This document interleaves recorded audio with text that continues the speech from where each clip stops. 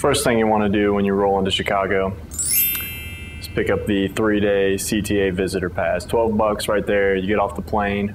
Pew! Meanwhile, you've got all the chumps trying to catch their taxis, paying $2.50 every block that they roll. And this $12 is taking me back and forth all throughout the city for 3 days.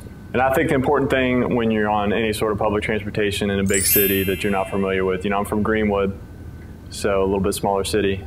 You want to get on the public transportation and you want to project confidence, street smarts. You know, you want to look like you know what you're doing, look the part of a city native. You know, I'm not trying to brag or anything, try to say that I'm Big City Joe or Johnny Urban, but you know, I do think that I can fit in just about any type of environment.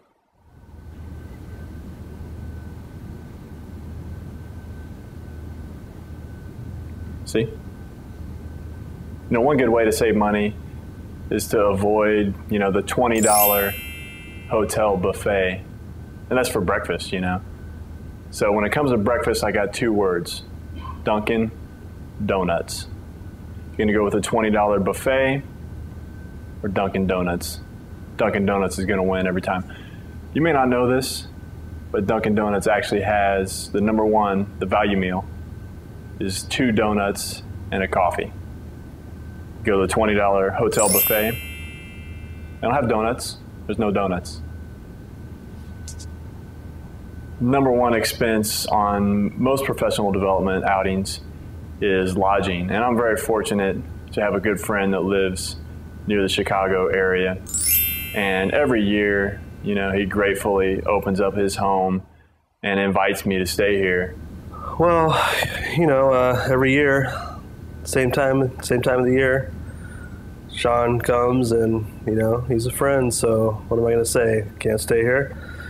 He and his wife are really accommodating, and they just go out of their way to make sure I'm comfortable. No, seriously, it's great having them.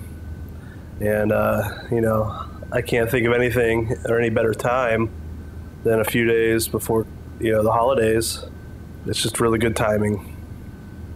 Jason was also nice enough when I came into town to offer me free dinner, which I thought was great. Well, I made sure when I was preparing dinner that I had extra on hand. A delightful pesto pasta with garlic bread. The actual garlic was in the bread. It was just delightful. I mean, I just came in and, you know, it was right there for me to eat. Frankly, when Sean travels, he tends to not be able to feed himself, or at least offer to pay to feed himself.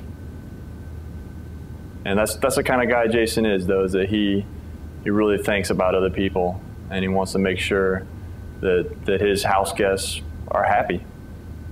I was taught if you have a guest, you know, you gotta make it like it's home for them too. So we try to make it as comfortable for our guests as possible, even if the timing is horrible timing. It doesn't matter. You still got to treat your guests like they're part of the family, which they aren't. It's great having a friend in town, and even if it is like right before we're going to be traveling, you know, to go see the family, and you have to leave it to the last minute, but you know, it's the holidays and got cookies to be eaten. Of course, luckily my wife is good enough to cook an extra batch, so we actually have some to take home, you know, because having an extra guest in the house, they seem to disappear very quickly. Anytime you're a guest at someone's house, you want to make sure that you're not imposing on anything that they would do as a family. And you want to make sure that you're courteous. And the last thing, and I think guys across the world would agree with me on this, the last thing you want to do is do anything to irritate the spouse. Because if you do that, it's over. Don't you knock?